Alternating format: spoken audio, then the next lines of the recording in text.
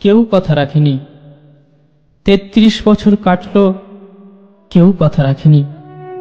ছেলেবেলায় এক বৈষ্ণবী তার আগমনী গান হঠাৎ থামিয়ে বলেছিল, শুক্লা দ্বাদশীর দিন অন্তরাটুকু শুনিয়ে যাবে। তারপর কত চন্দ্রভূপ অমাবস্যায় এসে চলে গেল, সেই বৈষ্ণবী আর এলো না। ২৫ বছর প্রতীক্ষায় আছি।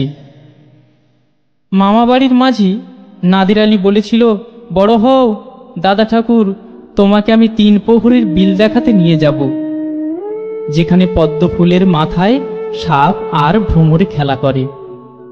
নাদির আলী, আমি আর কত বড় হব? আমার মাথা এ ঘরে ছাদ ফুঁড়ে আকাশ স্পর্শ করলে তারপর তুমি আমায় ৩ প্রহরের বিল দেখাবে? একটাও রয়্যাল গুলি কিনতে পারিনি কখনো।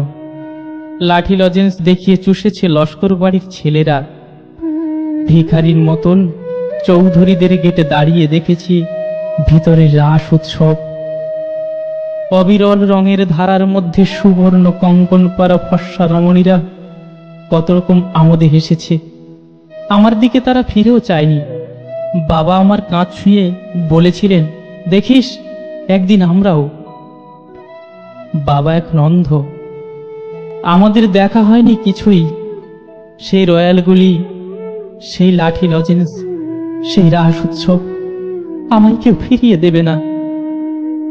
বুকের মধ্যে সুগন্ধি রুমাল রেখে বরুণা বলেছিল, যেদিন আমায় সত্যিকারের ভালোবাসবে সেদিন আমার বুকেও এরকম আতরের গন্ধ হবে। ভালোবাসার জন্য আমি হাতের মুঠে প্রাণ নিয়েছি। দুরন্ত ষাঁড়ের চোখে বেঁধেছি লাল কাপড়। বিশ্ব সংসারে তন্ন তন্ন করে খুঁজে এনেছি ১০৮টা নীল পদ্ম, তবু কথা রাখিনি বরুণা। এখন তার বুকে শুধুই মাংসের গন্ধ। এখন সে যে কোন নারী, কেউ কথা রাখেনি। ৩৩ বছর কাটল, কেউ কথা রাখেনি।